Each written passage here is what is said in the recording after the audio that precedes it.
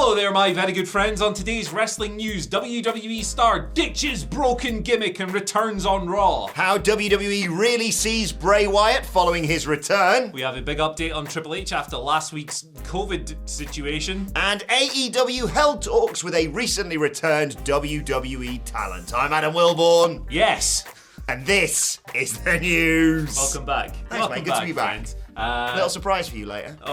Stick around. Not sure I like the sound of that, but we got a surprise at the end of last night's episode of Raw. Yeah. Nikki Cross, not Nikki ASH, not Nikki Ash. She was cross. She was absolutely fizzing, wasn't she? She's back in crazy form, it seems, in line with that old gimmick that she used to have.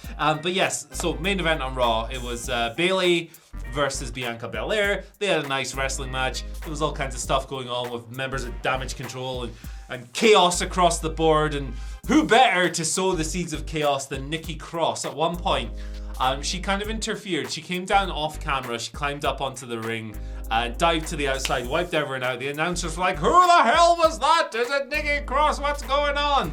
Then she was revealed. This effectively handed Bayley the victory over Bianca, so a tainted win for Bayley, beating Bianca Belair, the Raw Women's Champion, to close the show in this non-title match. But just when Bayley thought she might have a new ally up her sleeve, Nikki killed her as well. So Nikki killed everyone as she closed the show. She was in the ring, all of that. The key story, I think, coming away from this, she's only been off TV for like a couple of weeks. It's not like a big, massive comeback or anything. But I think the key takeaway is that Nikki ASH appears to be dead. Recently, she was on Raw. She lost a match. She took the mask off. She was crying, like insinuated that the gimmick was on the way out. Now it's all the way out. She didn't have any of that. She was called Nikki Cross. She looked like her old self. She didn't have the goofy garb and all that nonsense on. A positive step, I think. We gave the Nikki ASH gimmick a chance. Even when people from day one were telling us that this is terrible, blah, blah, blah, blah, blah, we were like, well, it's for the kids. It's for the kids. Let's see how it does. She won a world title. And spoiler alert, it didn't do particularly great, did it? No. She won a world title, there was the house show boos, all of that stuff. It was quite clear after a few weeks that it wasn't gonna play out. But hey, it's a change, and yes. An interesting experiment, if it was not great in my opinion. Like you say, she won a world title out of it, so you can't be all bad. But much prefer Nikki Cross to Nikki ASH. An impactful arrival, I think it's fair to say. Intrigued to see where this goes next. Probably, I'd assume a triple threat because Bayley can say, "Oh, I want to face you again because I beat you in singles competition." There you go. And Nikki Cross can just be bonkers, basically. Yeah, for sure. I just so much prefer. I know, like you say, I agree. It wasn't aimed at us. It was aimed at a younger audience. Yeah, it wasn't for like bald 35-year-olds. No. Like that's just not what it was. It also felt weird that you were like, okay, cool, but so do something with the DJ, and then they just went, oh no, they're just a tag team that loses. Yeah, Scottish people are losers, is what they were trying to tell you, and that, my friends, is criminal. We do not stand for that in this office. Right, let's talk a little bit more about Bray Wyatt because WWE are apparently absolutely thrilled with how his comeback run has gone so far. This coming from PW Insider's Mike Johnson. One of the reasons WWE is particularly happy, presumably aside from a bit of a rating spike whenever they say his name, is that he has reproven that he is a top-level merchandise mover. He's been the top seller over the recent weeks. No real surprises there. And the company have plans to expand his line, Andy Murray, you'll like this, with Firefly Funhouse plushes already got my pre-orders in, man. They're on the way. Bray Wyatt also is being reported by Mike Johnson, has been positioned as the #1 babyface on SmackDown. Drew McIntyre in second place after attempting to kill Karrion Kross the other week, if I remember rightly. But yeah, unsurprising that Bray Wyatt, needle mover and merchandise seller, is particularly well liked within WWE. And you've got that new Howdy Man knocking about. Who's that? Uncle Howdy. Yeah. Howdy guy. Sounds like something out of Toy Story. Howdy how. Yes, he's there. He's a guy. Yeah, it's a shocking story, isn't it? Man who sells merch and pops numbers is popular backstage. But yeah, it's gone, like, you look at those things and you can see the impact he's had, obviously. People were tuning in for the White Rabbit teases en masse before he'd even shown up. There was that episode of SmackDown that had the huge ratings increase in the Braun match in particular because it went down at the date or the time or whatever. Yeah, like that was 9:30 something. Yeah. Yeah, whatever. I can't remember the specifics, but loads of people tuned in for that. So the marketing clearly worked. SmackDown's numbers have been really good recently through the White Rabbit teases and Bray's comeback itself. He's not always been a guy who throughout his career has been this needle-moving ratings guy. At the moment, he absolutely is. It shows that people are into this. The merch stuff is no surprise. That was the case before he left as well. Yeah, good stuff. The business is doing well. Yes, exactly. Like Money. you say, it's just economics. if it don't make dollars, it don't make sense. Triple H is back. He's back. Did he go away? Yeah, he did. He missed last week's Raw 'cause he had a positive COVID test. Rubbish. Stay safe. We reported about this like last week. It was reported that he felt fine. It's just obviously you can't come to work when you've got a illness that can you pass on to your workers and all that stuff. Hey, this era, by the way, normalize even if you got a cold, stay at home. Yeah. If you can work from home, if you have that luxury, do it because it's nice to bring the sniffles into the office, guys. Don't sniffle all over your mates. It's weird. But he's back. Now, Triple H, he was running the show for Raw last night. Fightful Select reported this. He's feeling fine. He was a bit frustrated to have to miss last week, and that's understandable given that Road Dogg had to fill in for him. I'm joking, obviously. Calm down, comments. Or am I? And the 17th of October was actually the first show, it's my birthday as well, the first main roster show that Triple H had missed since becoming the creative guy. So there you go, Triple H is back. Yeah, good. Like you say, always just a nice to hear this after the fact of like, they were ill, but they're fine now. Good. Stay safe, everyone. Like you say, just follow any medical advice. And the buzzards. Who also advise that if you have the sniffles, you should stay at home. Good to see him back. And yeah, a bit of a wheel spinning Monday Night Raw is the nicest thing I can probably say about last night's show. But you can tell next week's is the go home for Crown Jewel. Brock Lesnar's going to be there. Roman Reigns is on FS1 this week, and people are going to say, oh, he's not a needle mover because it's on a tiny channel. Or I don't care. I've stayed out of discourse for a week, and honestly, I can't tell you how much better I feel. I think my New Year's resolution is going to be to stay out of the discourse forever. Good idea.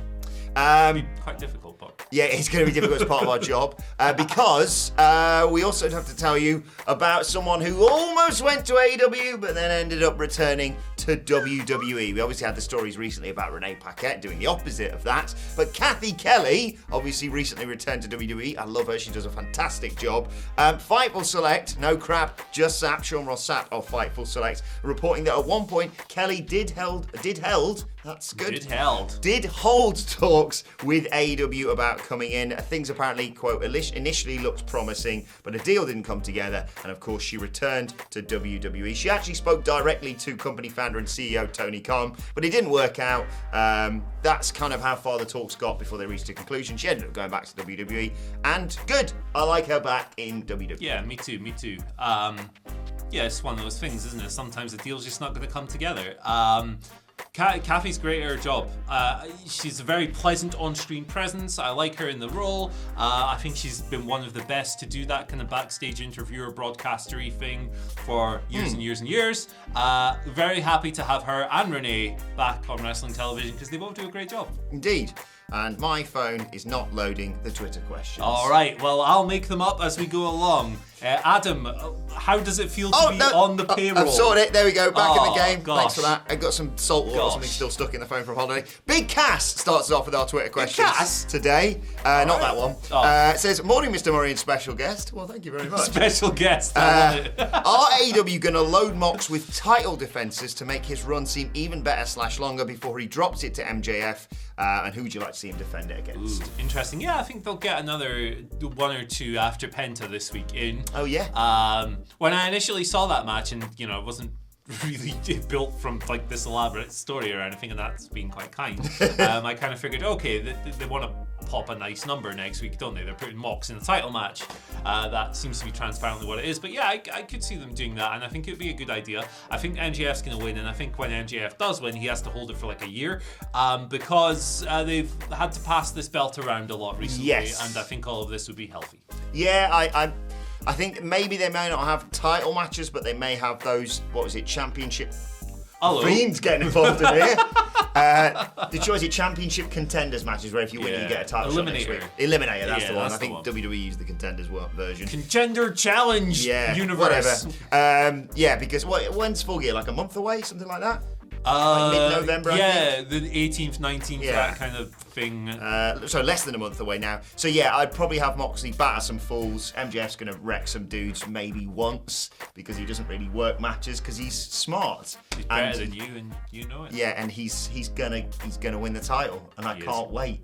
Okay. It's going to be fantastic. But he told you that personally. Yeah, he did. Calling his shot for Full Gear. I'm very much just catching up on everything, so apologies if my takes are about a week old. Randomly Retro on Twitter gives us our second question. Wait till I tell you about Athena versus Jody Brett. All the idiots that brought out. Good. I went on Twitter for 2 seconds and went, nope. Back to the holiday. Match kicked ass is the summary. Randomly Retro gives us our second question today, saying, "Morning broskies. As we saw on Raw, the OC has a Rhea problem." Oh my god, body slamming. If you could pick any female talent from any brand to become part of the OC, you're going to get wiped out. Who would you pick? Kaylee Ray or Alba Fire? Obviously the same person. Is Randomly Retro's pick. Interesting for sure. I think she could be doing a lot more productive things than hanging around in a fake funhouse. Very talented human being. She's great, yeah. Just with a weird gimmick. XWCPW. Ideally, right, you'd go, hey, these people, like the OC, New Japan connection, all of that stuff. New Japan doesn't really leave you with an abundance of choices. No. Unless, like, Luke Gallows and Amber O'Neil get married again, and you can bring her in, I guess. No, being facetious aside, Doudrop, man. Like, she's really great. She has a stupid ring name. Get rid of that. Go back to Piper Niven or whatever you want to call her, and remind people that she's just really good at the professional wrestling. There you go. Nice to see Dominic Mysterio, the first coming of Eddie Guerrero. Yes, the greatest luchador of all time.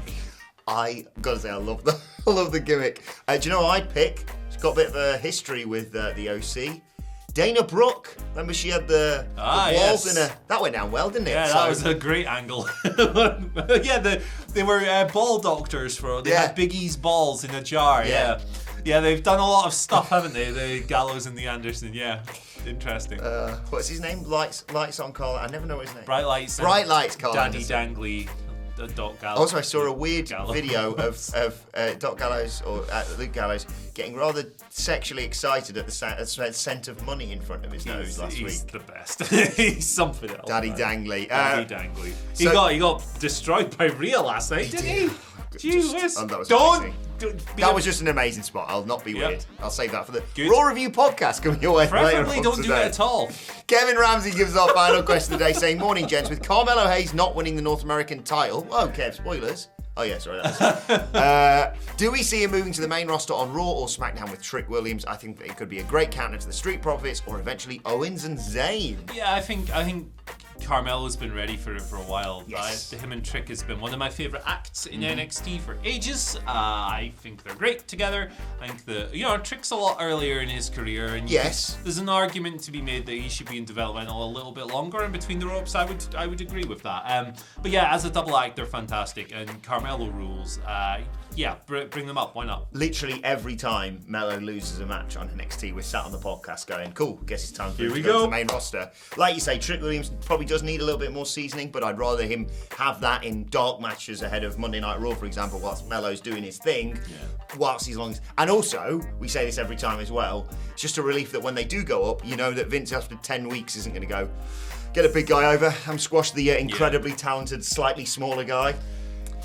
Carmelo Hayes is brilliant. Yeah, he's really great. Genuinely going to do great stuff on the main roster. I'd have him up there tomorrow. Me too. I think he's awesome. And big success story down in NXT. Absolutely. Right, let's move on to today's and finally. And, I've been off for the last week. I was on holiday in Corfu for a friend's wedding. Congratulations to Sparky and SJ, the Cole Wrangles as they are now known. But I thought I'd get you a little bit of a present on the way back. So sweet. There you go. For me? They're disgusting. Oh, great. Thank you very much. So whilst you're enjoying them, I want to show you something else I picked up in duty free at Corfu Airport. That's right, it's back. Eel, where are you, man? My kryptonite. Wow, that was solid. Let me do it again. Go back to Cool Fu Airport and get another one. Thank you, Eel. Cheers. But thanks to everyone for the lovely messages. It's good to be back. Let us know your thoughts on that. Don't eat anything, Emmy, or you'll choke, mate. The eel stole the sweet spot. What a prick. Let you know your thoughts in the comment section below. Like, share, subscribe. Subscribe to What Culture Wrestling, wherever you get your podcasts from, for daily wrestling podcasts. Of course, myself and Michael Hamlet sitting down to review Monday Night Raw and look ahead to the show formerly known as NXT, but a little bit later on today. Plus, you can let us know your thoughts and Twitter questions on Twitter at WhatCultureWWE. Watch there. Follow both of us. Follow Andy Murray at Andy H. Murray. The H stands for yep. You can follow me on Twitter at Adam Wilborn. Follow us all at WhatCultureWWE. But for now, my thanks to Andy Murray. Thank you for joining us, and we will see you soon.